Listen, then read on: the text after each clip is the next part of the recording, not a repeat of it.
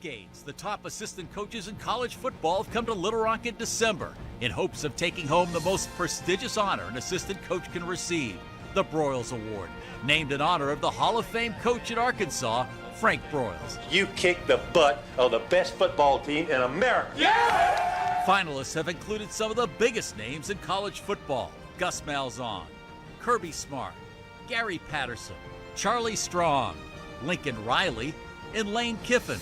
How about them Cowboys? Yeah! Frank Broyles' work in selecting and training assistant coaches is unmatched. Jimmy Johnson, Barry Switzer, Joe Gibbs, Hayden Fry, and Johnny Majors are just some of the 27 coaches who worked under Coach Broyles and later became successful head coaches. The numbers are staggering. His assistants won 6 Super Bowls, 5 college national championships, and more than 40 conference titles. One of the wonderful things we can do is honor the assistant coaches to give them a national award. Coach's incredible legacy extends beyond football. His playbook for Alzheimer's caregivers has impacted millions of people all over the world. And proceeds today support the mission of the Frank and Barbara Broyles Foundation, supporting caregivers in crisis at no cost. We lost Coach in 2017, but today the Broyles Foundation is honored to recognize college football's top assistant coaches, chosen from a pool of more than 1,500 coaches nationwide. This is the Broyles Award presentation. Live from the State House Convention Center in downtown Little Rock, the Frank and Barbara Broyles Foundation proudly presents the 27th Annual Broyles Award, honoring the top assistant coaches in college football, featuring our finalists: Georgia University Offensive Coordinator Todd Monken, University of Illinois Defensive Coordinator Ryan Walters, University of Michigan Defensive Coordinator Jesse Minter, Texas Christian University Offensive Coordinator Garrett Riley, University of Tennessee Offensive Coordinator Alex Golish. Live broadcast sponsored by Wilson Auctioneers. And now, ladies and gentlemen, please welcome your 2022 Broyles Award finalists.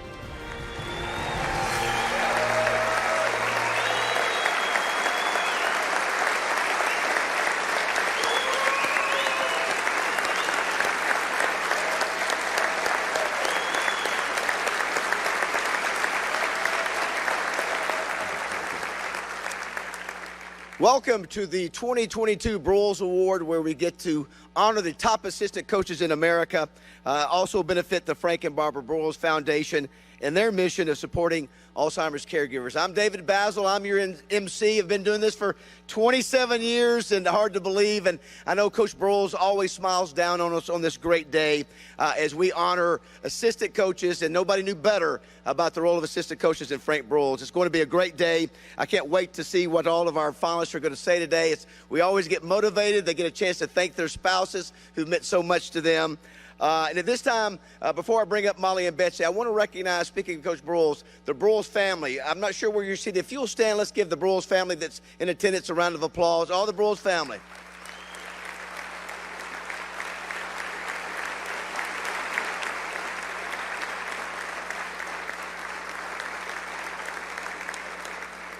And at this time, I'd like to invite the daughter and granddaughter of Frank Broyles. Not only do they run the Broyles Award, they also run the Broyles Foundation and its amazing mission. Please welcome Betsy Broyles Arnold and Molly Harrell.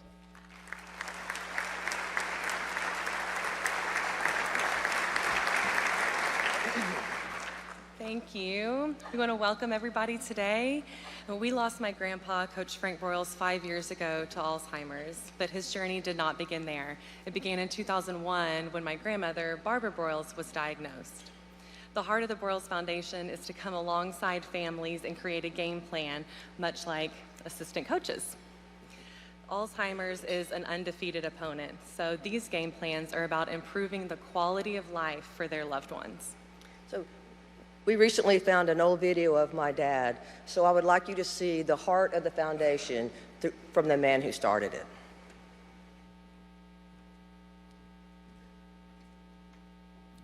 In Arkansas, we're so proud of Coach Frank Broyles, who in 1964 gave us a national football championship.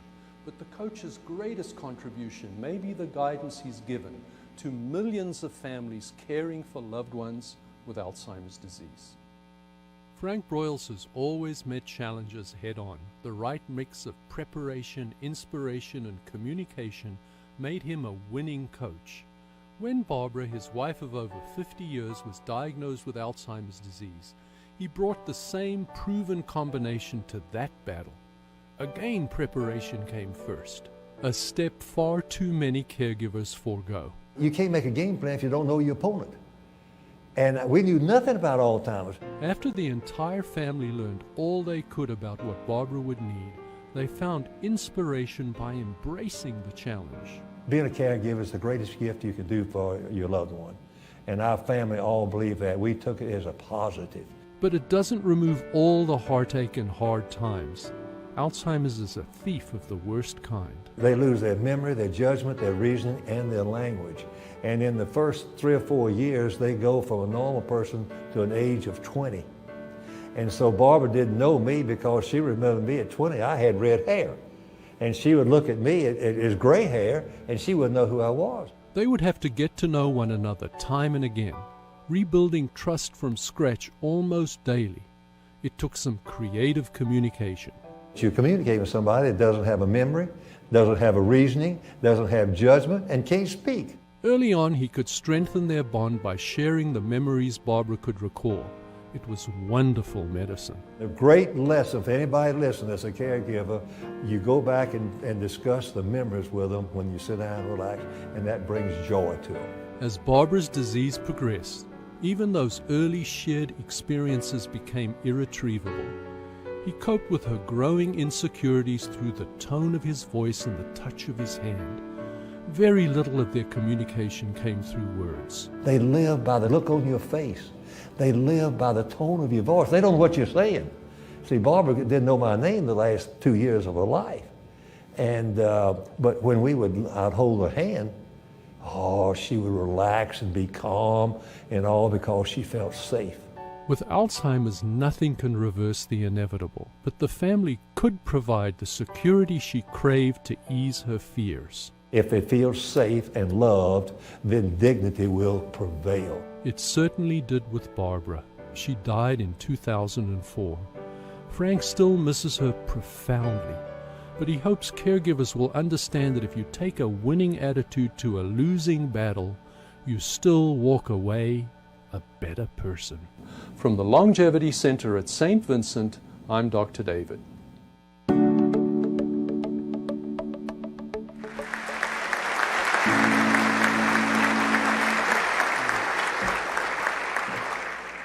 At this time, I would like to introduce Rabbi Kurt Landry. Rabbi and his wife Christy are dear friends of ours, and they have spent their life dedicated to humanitarian aid, and they do it all over the world. They have dedicated their lives to finding a need and then filling it. So welcome, Rabbi.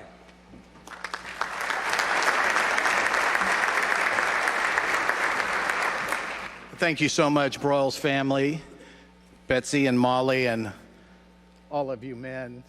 That such a wonderful example of fathers and caring. But at this time, for all of you in the room and all of you who are watching through the internet or on television, can we in this room where we understand honor is the currency of heaven, can we give all the caregivers a great round of applause?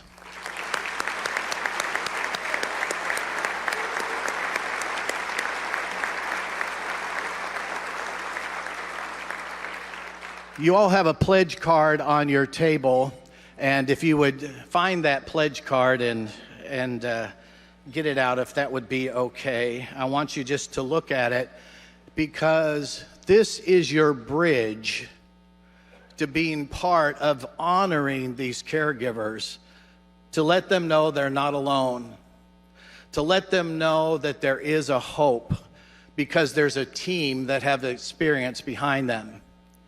As a pastor and in humanitarian aid for over 30 years, I can tell you that one of the things I have never witnessed is all the times when I've been honored to usher people into heaven, hold their hand, and pray with them. I've never had a conversation where someone said to me, I wish I would have done less. Usually in those final conversations, they're asking us to help, and they're also saying things like, I wish I would have done more. My wife and I have been blessed to work primarily in the state of Israel for many years. We currently take care of over 450 Holocaust survivors. But she and I had an encounter that I wanted to share with you as you think about sowing your seeds, making a gift for this wonderful need. And I'm believing God for an answer to be able to overcome it at some point. But until that happens, we need to have the excellence, the counsel, and the experience to be able to help these caregivers in times when things are coming at them like a tornado and they don't know how to respond.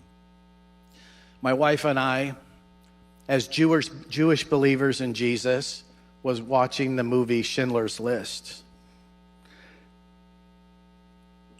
When the American soldiers came and liberated the death camps, Oskar Schindler, who had saved many Jews, extended his hand to get in his Mercedes to drive off because his assignment was over. He looked down and he saw his ring on his hand, and he starts to have a nervous breakdown. He looked at that ring and he took it off, and he said, oh my gosh, this could have been one more life. Oh my gosh. He looked at his Mercedes. This could have been 100 more people. And when that hit us, and we take care of our Holocaust survivors now, as the numbers diminish, I made a promise to the Lord at that time. I said, I will always overdo, because I never know when time is going to run out. Every time we go back to Israel to visit our Holocaust survivors, there's always less. There's no time like right now to be able to take your card, and on the card, the donation type, you can leave a check, and there's envelopes on the table, and you can write your check, make it out to the Broyles Foundation, and you can put it in the envelope.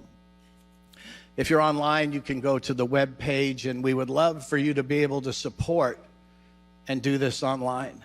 I do want to say this to you. This is a situation that's growing because of the demographic of the baby boomers. The stress in our culture, all of this, the vaccines and the different things that are happening. There's so many unknowns happening. It is accelerating the need for the Broyles Foundation to be able to reach out. And I know that it's Molly and Betsy's and the foundation's desire to expand and meet the need. I can tell you, as one who's been in humanitarian aid for over 30 years, the word I hate to say more than anything is no when I get a call from a nation that needs help, especially in crisis. We're in a crisis, and we need your help. And I want you to consider to make your most generous gift. You can put cash in the envelope, credit card, but you also can donate online. So at this time, I would like to be able to just say a prayer, if I may, over your gifts. If you'd bow your head. Father God, I lift up these gifts. Your word says that your gift makes a way for you, and that honor is the currency of heaven. And Lord, in my experience in life of all the conferences and the gatherings I've ever been in, I have never experienced true excellence and honor as I've experienced here last night and today. Lord, these are your men and women of excellence. And Lord, they are caring and they are caregivers. Because when you're a coach, you care about the children even more than yourself. Thank you, Lord, for this organization. Thank you, Lord, for the Frank and Barbara Broyles Foundation and the support that they give for free caregivers. And thank you, Lord, for them most of all, bringing their experience and their heart and love to families in need at this time. And Lord, I pray for everyone who sows their generous gift, that you would multiply it back to them 100-fold. and that, Lord, you would let them know they are making a difference, that they're caregivers by sowing a seed, and they're making an impact in people's lives.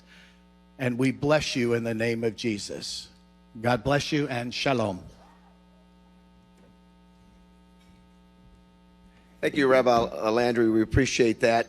We've got these amazing collegiate coaches here today that we're honoring, but we also have another special group we want to acknowledge right now. A few years ago, we launched the High School Broyles Award with the goal of recognizing the top high school assistant coach in America in every state. And I'm proud to say that we're up to 21 states. 16 are here today. So all I'm going to ask those that are here, please stand when I call out your state's name, and you'll also see your name in front. So from the state of Alabama, please stand, Sean. Next. And if you would just hold your applause to the very end. Alaska. Arkansas. California. Florida. Hawaii, Illinois, Indiana, Iowa, Kansas, Louisiana, Michigan, Minnesota, New Mexico, New York, North Carolina, Oklahoma, Oregon, Tennessee, Texas, Wisconsin, and that's it. Ladies and gentlemen, let's give a big round of applause to our high school assistant coaches of the year. Woo!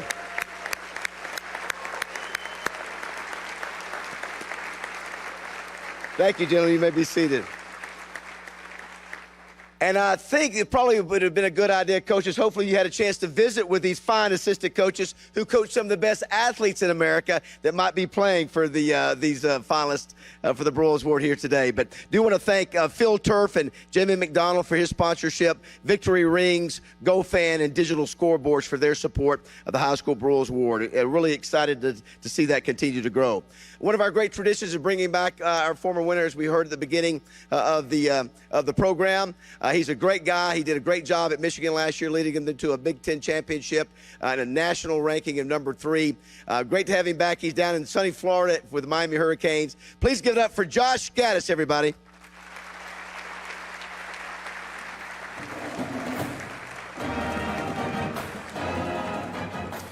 Thank you all. It's an honor to be back here, and truly I stand before you just for a humbling experience to being able to win this prestigious award. Thank you, Molly. Thank you, Betsy. Thank you, the Broyles family. Thank you, David. Thank you, Jeff. And thank you to everyone out here that helps support this foundation.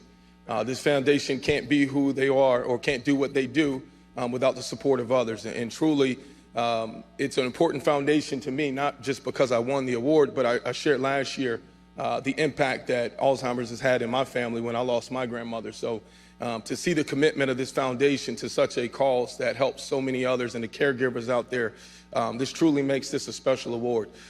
Congratulations to the high school recipients, as well as our collegiate coaches here today.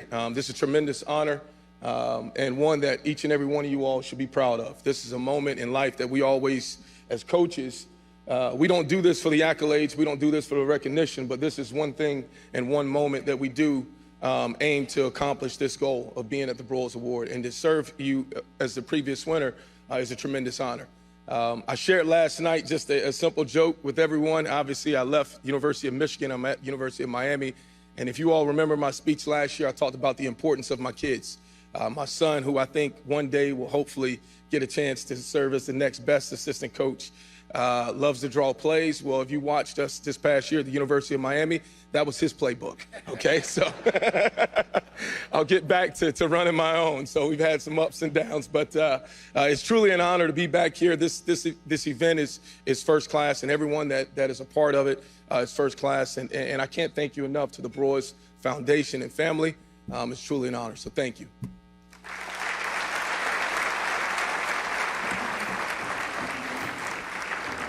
Thank you, Josh. Now it's time to meet our 2022 finalists, and that brings us to introduce our special MC who does this every year for us. One of the greatest offensive linemen in college football history, unanimous All-American, Outland Trophy winner for the Pitt Panthers, and winner of 2 Super Bowls under Joe Gibbs, who, of course, was one of Frank Broyles' greatest assistants. It's great to have him back. He doesn't charge a penny for this. He loves the mission of the Broyles Foundation. He's as loyal of a guy as you'll ever meet. Give it up for Mark May, everyone.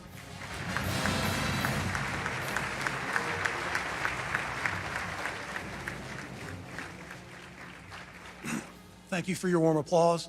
I just want to say it's an honor to be back in the great state of Arkansas, in the wonderful city of Little Rock again. You look at these coaches up here and you talk about what they've accomplished in their career on the field of play. But I'll tell you what, if you meet them and spend time with them, and you're going to listen to them today and their stories, you're going to find out they're better human beings. And I'm sure Coach Broyles would be extremely proud that you guys are all finalists. With that being said, let's get to it. Our first finalist is Tennessee offensive coordinator and tight end coach Alex Golesh. Now, this is a good story. I would like to buy the book rights to this down the road and the movie rights, but the story isn't finished yet. He was born in Moscow, not Moscow, Arkansas, Moscow, Russia. Came to the United States and was a high school coach at Westerville, Ohio, went up the coaching ranks, and now is a coach at Tennessee, where he took one of the worst offenses in the SEC to the #1 scoring offense in America, 47 points per game. And now he's accepted the head coaching position at South Florida. So watch the South Florida Bulls in the next year or so, because they're going to be contending for a conference championship. With all that being said, there's more to watch and listen. So let's do that. Alex Golesh, offensive coordinator, Tennessee. Good job, Hendo. Way to operate. Alex Golesh directed the most productive offense in college football. No offense in the country gained more yards or scored more points than Golesh's Vol offense. Tennessee averaged a whopping 47 points and 538 yards a game. The Vols scored 50 or more points in 7 games this season and cracked the 60-point barrier 4 times. Squeeze it!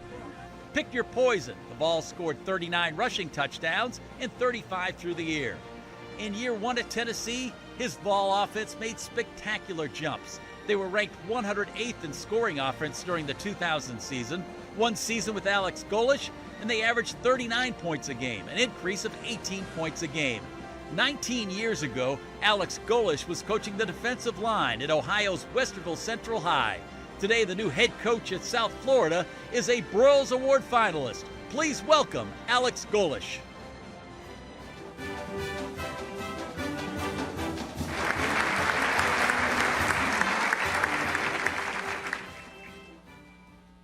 Good to go? They got me on the clock. I've been told I'm long-winded, so I'm going to try to prove everybody wrong again here. Absolutely humbled beyond belief to be here. It's been a crazy, I guess, 72 hours now. And the most important thing that we wanted to make sure we did, me and my wife here, is be here for several different reasons. Biggest one being that as a guy coming through the profession, you look at men like Coach Monken and guys that have come before you, and you dream about sitting up here. And it's not about accolades, and it's not about any individual awards, but you've watched guys get recognized up here, and what this award means for people's careers as a sense of recognition. And like I said, beyond humbled and honored to be here. I want to thank my wife, who happens to be from this great state. I'm beyond grateful for the state of Arkansas. My wife, Alexis, is from Greenwood, Arkansas. She's a Bulldog. And I took a girl from Greenwood and dragged her all over the Midwest and landed in Tampa. So she's happy. We're fortunate. My in-laws are here. Roger and Carolyn are in the back. And every time I've dragged her throughout the country, I've talked to Carolyn on the phone and asked her for her help. So we need your help one more time, Cece, and we appreciate the heck out of you. On to the football part. Last February 10th, we met as an offensive unit and sat down and said, what are we going to do different? how do we make it different? We made a huge jump in our first year at Tennessee, went to 7th in the country in scoring and total offense. We sat in a room on February 10th, said, what do we want to do here? We won 7 games, which is not the standard at the University of Tennessee. So what are we going to do? Talked about 4 things. Talked about it being about the players. That it was going to be on them. Talked about trust in the process. Process is an overused word in every coaching circle imaginable. Talked about what process actually means. Means that every day you wake up and you control your attitude, your effort. You control how you come to work. You control the smile on your face, your body language, and you control the standard with which you attack your day. It's one way to attack your day, and that's to chase greatness in everything you do. The difference was from year 1 to year 2, the guys set the standard, held the standard, raised the standard, pushed each other to be elite every single day. As coaches, we get a lot of credit for it. I give a lot of credit to Hendon Hooker, the other seniors that were in that room on February 10th that said enough is enough. We're going to flip college football upside down, and we're going to win at Tennessee. Gosh darn it, we did. On a side note, Hendon Hooker should be sitting in New York on Saturday night as the best player in college football because there was nobody better. I want to thank the guys that sat in that room for 2 years with me and bought into Coach Heupel's vision just like I did. And I'm beyond grateful to the other assistants that were in that room, and Glenn Ellerby, Joey Halsley, Kelsey Pope, Jerry Mack, and our young coaches that were in there, because without them, I certainly would not be here, and I certainly wouldn't have the opportunities that I have. I started out as a high school coach 19 years ago because I wanted to help young people reach their goals and dreams. I'm a teacher by trade, and all I wanted to do was coach high school and teach high school. I was fortunate enough to get some opportunities. I've had a lot of people help me along the way. A lot of people. I wouldn't be here without incredible coaches that I've had a chance to work with and for. I still truly believe, amongst all the craziness going on in college football right now, that if you put your arm around a young man and you tell him you love him, and you give him the tools to be successful in life, if you show him what it's like to be a father and a husband every single day, you can get as much out of those young people as imaginably possible if you just keep pouring into them. I'm beyond grateful to be here. I'm beyond grateful for my 2 years at the University of Tennessee. Incredibly grateful to Josh Heupel and the vision that he has set there and put Tennessee back on a national stage. They'll win a national championship before long. But I'm so humbled and honored to be here, recognized among these other great men that I've looked up to, stolen some plays from, and taken credit for it. But just sitting here last night and among these guys, and you look at the past winners, just incredibly grateful to be standing in front of you. So I appreciate it. God bless. Have a great day.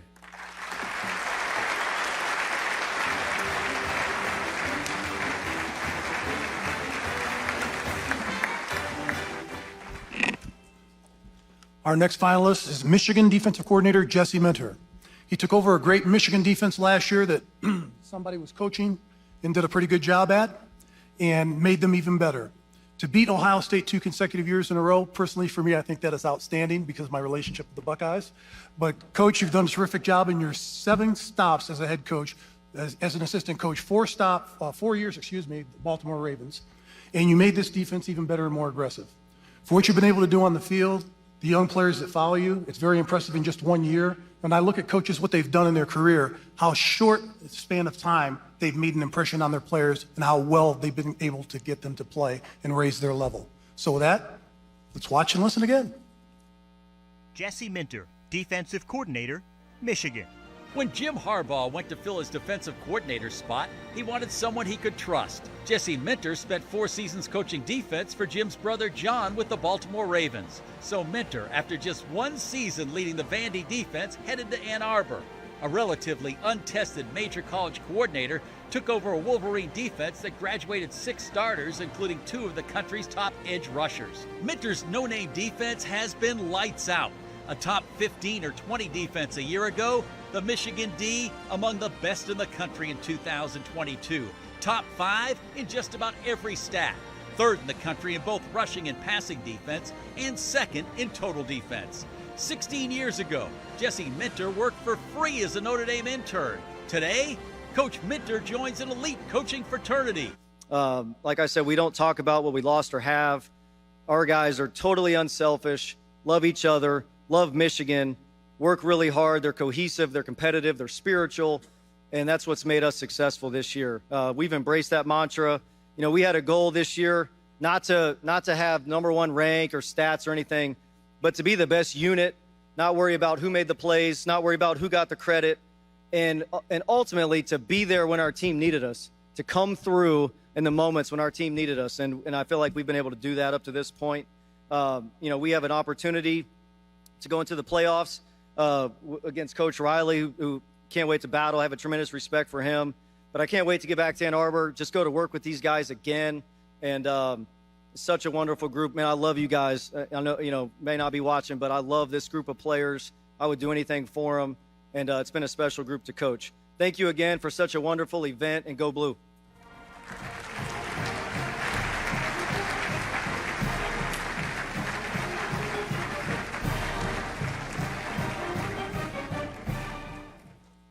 Now, you've seen a lot of young coaches come up here. Now we're going to get an experienced coach with a lot of lifetime experience. Todd Monken is the offensive coordinator and the quarterback coach at Georgia. Was a small college quarterback All-American. What's more importantly, he spent 32 years coaching in the NFL and college ranks. Now, to coach that long at any level, that's a great accomplishment. That means you're doing something right. Well, what really impressed me over his coaching career in the NFL and collegiate level is what he's done the last 2 years at Georgia. Taking Stetson Bennett, a walk-on, and winning a national championship. You thought that was impressive. But then the same quarterback comes back this year, and they're undefeated. And if you look at them statistically, they're a better offense than last year. Stetson Bennett is also a Heisman Trophy finalist.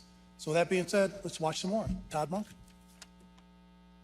Todd Monken, offensive coordinator, Georgia.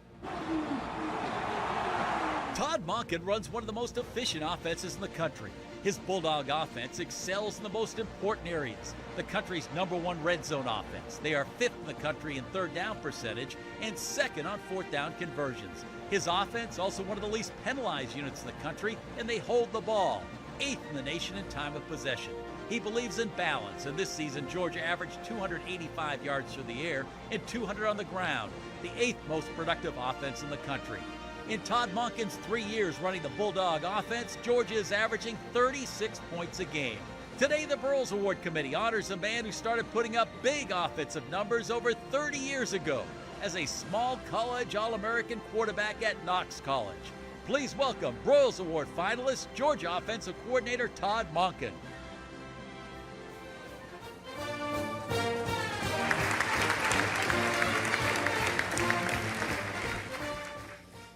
Well, thank you, David, Jeff, Molly, and Betsy, and the foundation and committee for putting on this wonderful event. I can speak for all of us, and my wife, been awesome, been tremendous in all you do for Alzheimer and dementia. And, you know, one thing is, as I realized when these guys, I'm going to talk about them in a second, of really, I already knew I was older than the rest of them, but when Alex came up and was actually, had his information on his phone and technology, and my man Jesse had it written down. Here I have like big font scribble as a 56-year-old just so I can read it. So I'm going to have to start a foundation on eyesight as you get older, losing your reading glasses. But thank you. And what an honor to be here with these guys. You know, you talk about Garrett and TCU. I think people forget they just got there. You know, and Alex was talking about in year 2, that's year 1. I mean, how impressive the year they've had. And then Alex, the year that they had, and I'm so bullshit that Tennessee hired him and their staff because they're in our division, and hopefully him leaving will kick a leg out from how they are offensively. But what a great job they did, and he's right. Hendon Hooker had an unbelievable year, and I'm so happy for him and Alexis and getting the South Florida job. You're going to kill it. You're going to absolutely kill it. And then Ryan Walters, I grew up in Illinois, and he says, I said, Illinois was my dream school. I mean, when I was a kid, man, my dad was a high school coach. His players went there. And to see what they've done there defensively and that's the reason. I mean, they're killing it. And we went against him when he was at Missouri, my first year at Georgia, and they were hard to prepare for. Their kids played the rear ends off, and they challenged you. And then Jesse, who, showing my age, I was a graduate assistant for his dad, Rick Minner, and Rick was way ahead of his time. I said this last night to whoever's there. You talk about analytics these days. He was on the forefront of that in terms of defenses versus formations, in terms of how you scheme people. And then he went to Cincinnati, and he won at Cincinnati when nobody won at Cincinnati, when no one wanted to be at Cincinnati. Not like now where Brian Kelly and Butch Jones and other guys, when nobody won. And he was awesome to me and treated me like gold. You know, a year ago, I heard a coach make a statement of some people think they've hit a triple, and yet they basically just landed on third base. And I thought about that for a second. And I thought, you know, that's not always a bad thing. You know, I was fortunate enough to be raised by two awesome parents. My dad was a coach. My mom was a second grade teacher, two brothers, they're in coaching. And I landed on third base. Not everybody gets that opportunity. Not everybody is lucky enough and fortunate enough to be in a loving home. Two parents still together. And I did. I landed on third base.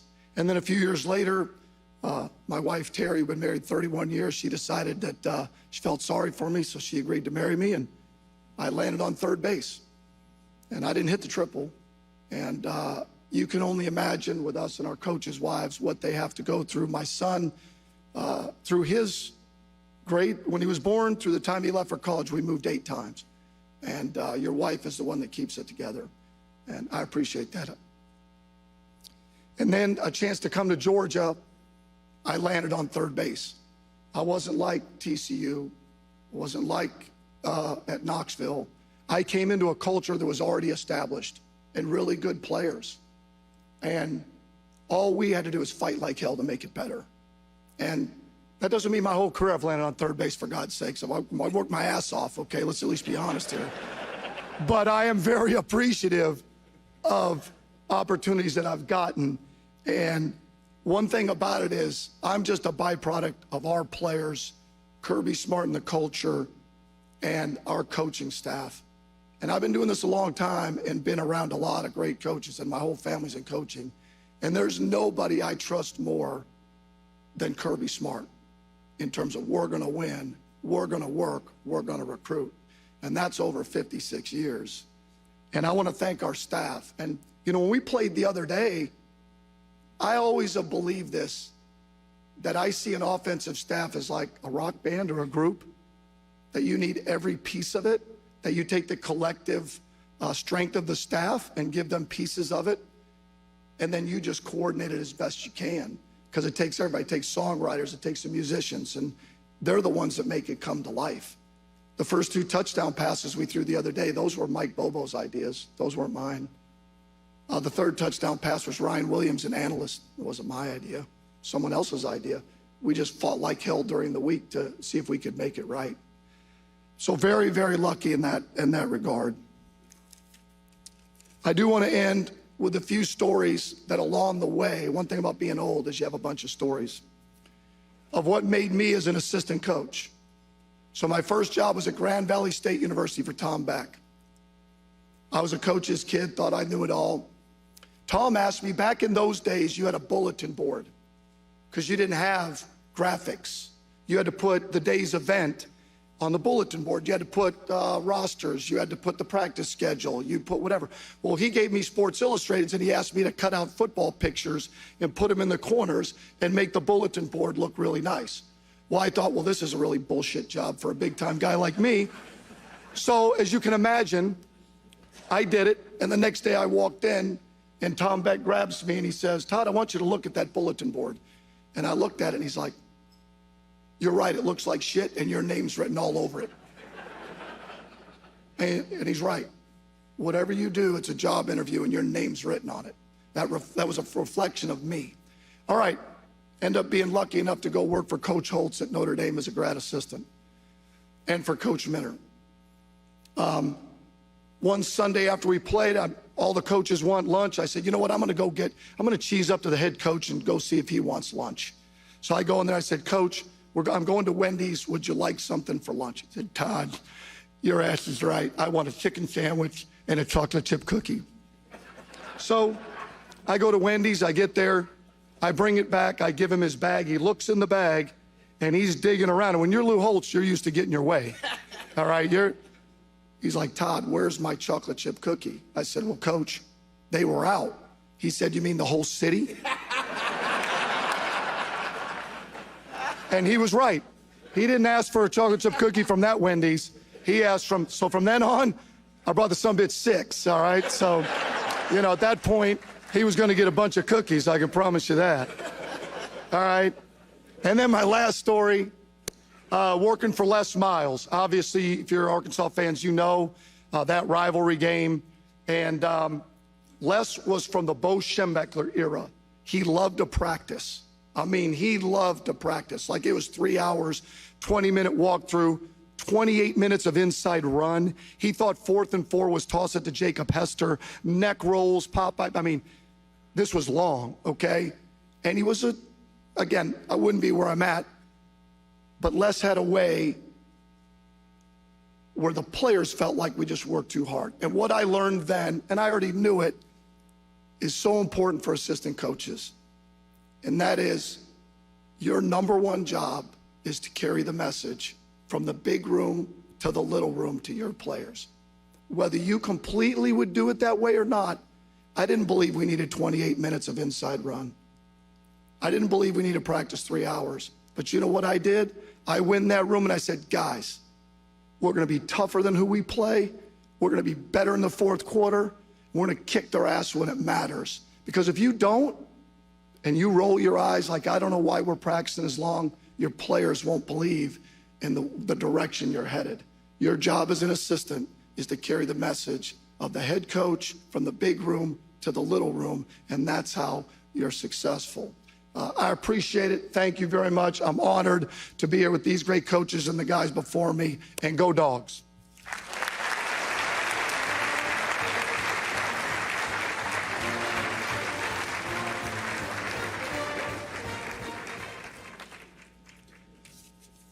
Our next finalist is one of the young, brilliant minds of college football on the offensive side of the ball.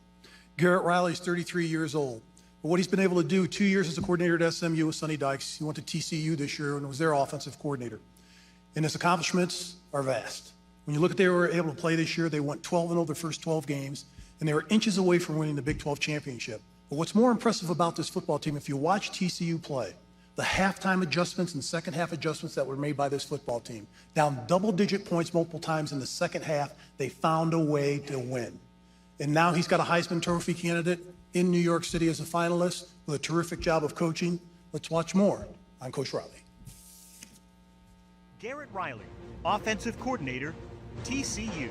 I mean, launch that outside fade, or you just got to get the edge. Garrett Riley calls the shots for TCU's big play offense. This season, the Horned Frogs tied for the national lead with 13 touchdowns of at least 50 yards.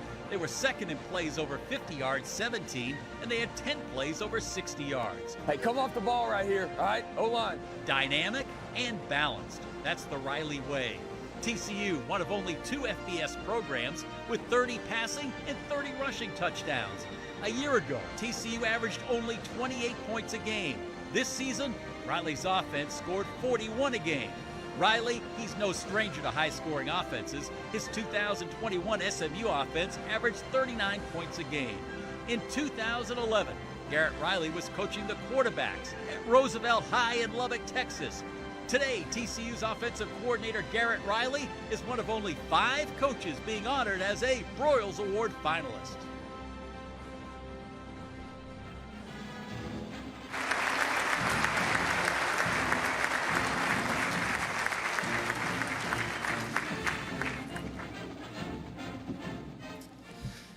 Thank you.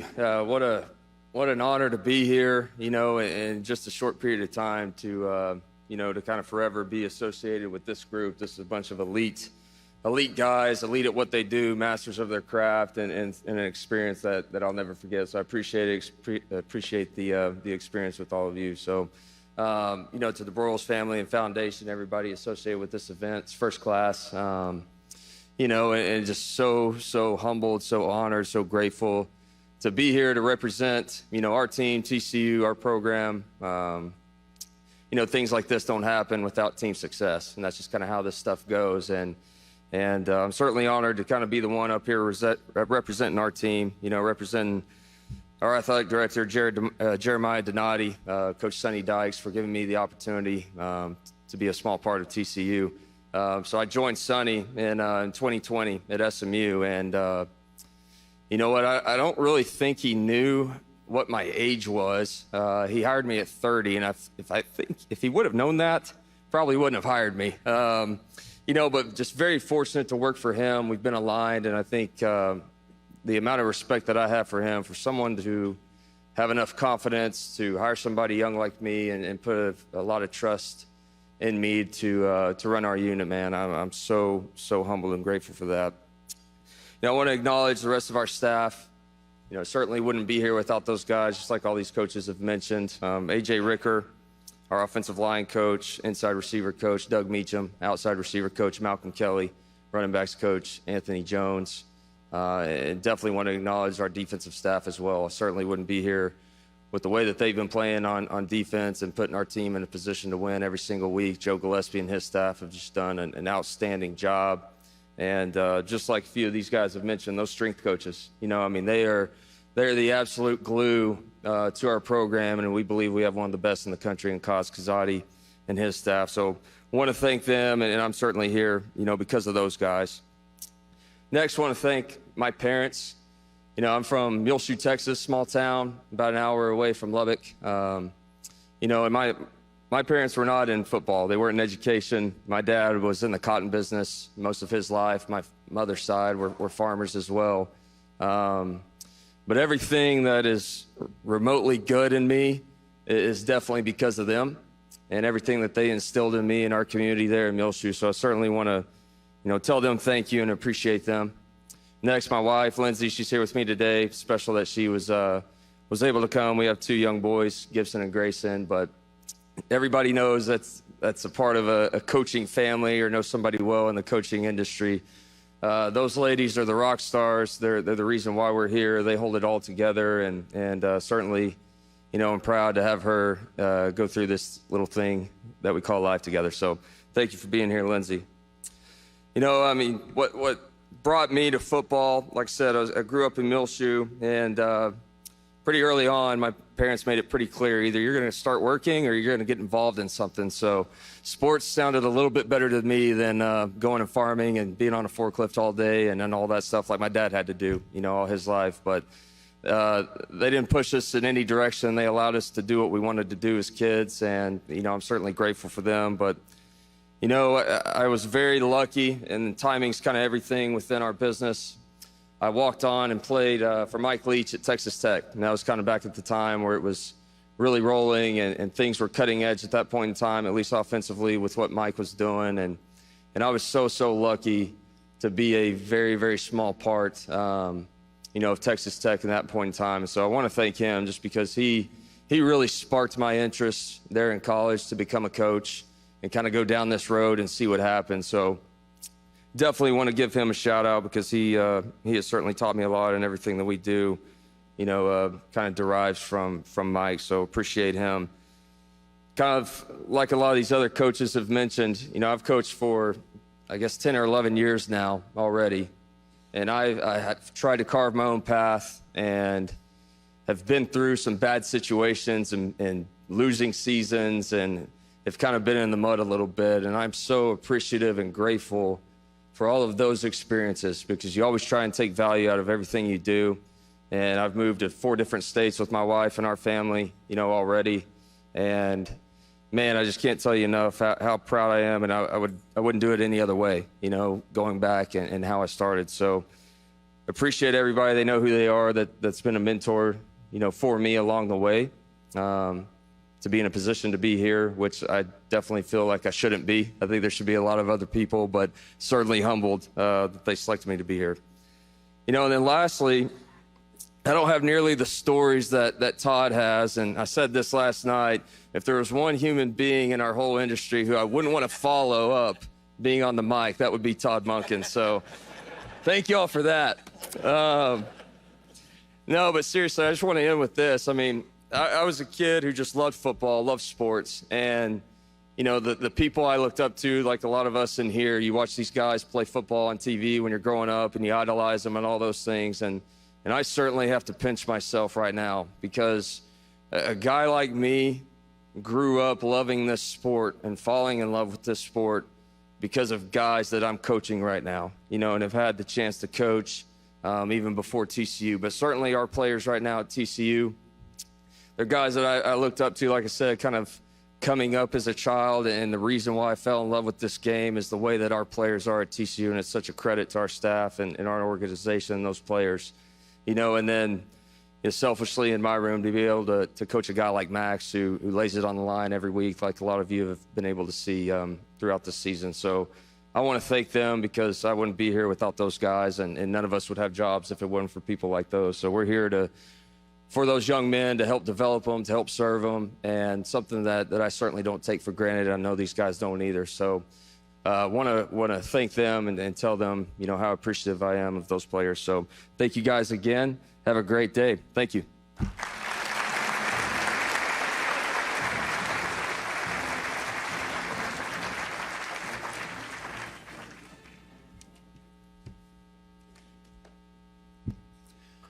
Our next finalist is Illinois defensive coordinator Ryan Walters. The former safety at the University of Colorado was a team captain and the team MVP. If you watch Illinois play this year, their defense is on fire. You had guys flying around. And to do more with less in the Big Ten or any conference is a great accomplishment, and it's very impressive. Their defense was very good the last few years, but they're one of the top defenses in the country and the top defense in the Big Ten. And the way that they played this year, you had to be impressed on how his players played and responded for him. So let's get to the video. Ryan Walters, defensive coordinator, Illinois. Take it to the stage. I love y'all, boys. Let's go ball. A year ago, in his first season running the Fightin' Illini defense, Ryan Walters orchestrated one of the biggest turnarounds in college football in scoring defense. Illinois went from 97th to 31st in the country. They improved more than 50 spots in every major defensive category. A struggling defense became a good defense. Go out there, do your job, snap in, snap out. This season, Walters' D has gone from good to great. Elite in the most important stat, scoring defense. They held 10 of their 12 opponents, including Michigan, under 20 points. Walters' D, second in the nation in scoring defense, allowing just 12 points a game, number 1 in pass defense, number 8 in rushing defense, and number 3 in total defense.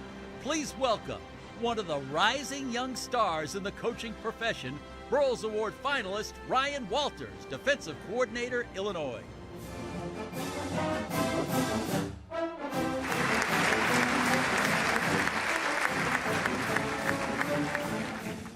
Appreciate it. I'm watching this video. I need to start working out, geez.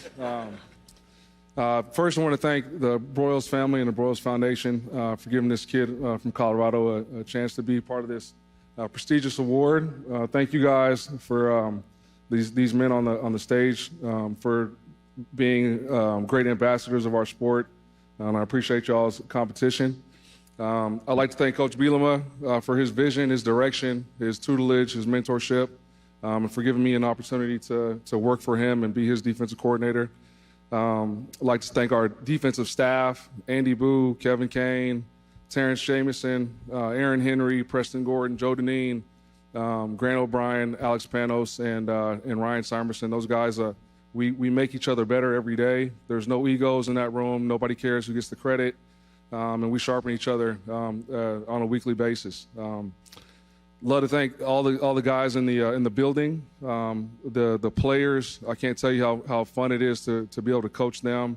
Our defensive unit, we call it the 32 squad, is what we go by.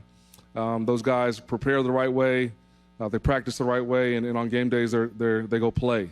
They love football for football. It's not for Twitter followers or Instagram likes. Those guys love the game for the game. And that's why they were able to do what they were able to do on Saturdays. I'd also like to thank my family. I got 2 boys, Aaron and Kason. They're 8 and 6. And my wife Tara. She would love to be here today, but Sunday night, as we're packing and figuring out what we're going to wear to this event, my 8-year-old Aaron, he comes downstairs and he's got a fever. He feels terrible, 102-degree fever, and he's like, "Mom, please don't leave me." And so Mom did what mothers do, right? She made a sacrifice. And so I want to talk about that word, right? Sacrifice. One of the things I love about football is there are so many lessons you learn that you can apply and that correlate to real life. She sacrificed being here for my son, right? And the word sacrifice, it gets thrown around a lot in our profession, but it means to give up something of value for something that's worthy or more important. And in this profession, we sacrifice time, we sacrifice holidays, we sacrifice birthdays, weddings, funerals, and the list goes on, right? But I think it's important to think about why are we sacrificing those things? What are we sacrificing for, right? Is it the money? Is it the spotlight? Is it for awards like this one? Is it for notoriety? Is it for the next job, right? I think what was special about this season for me is I was reminded on a daily basis exactly what or who I was making those sacrifices for. And it's for the 100+ kids in the locker room, right? Those young men, and I think as coaches in this profession, we have to really take a step back in this ever changing landscape of college football and realize that now more than ever, we make those sacrifices for the 18 to 22-year-olds in those locker rooms to get them better equipped for life after football. That's what matters. That's what's important. That's how we make our impact, and that's how we leave our legacy. I want to thank you guys for this opportunity. This has been a remarkable experience. You guys are first class, and I hope you guys have a blessed day. Thanks.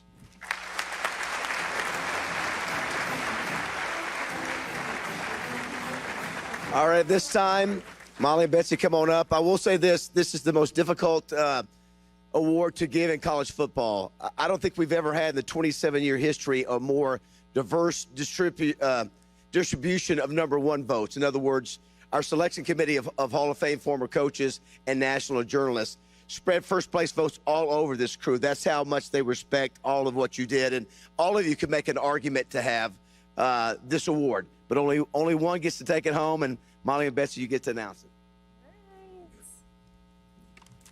And the winner is Garrett Riley, TCU.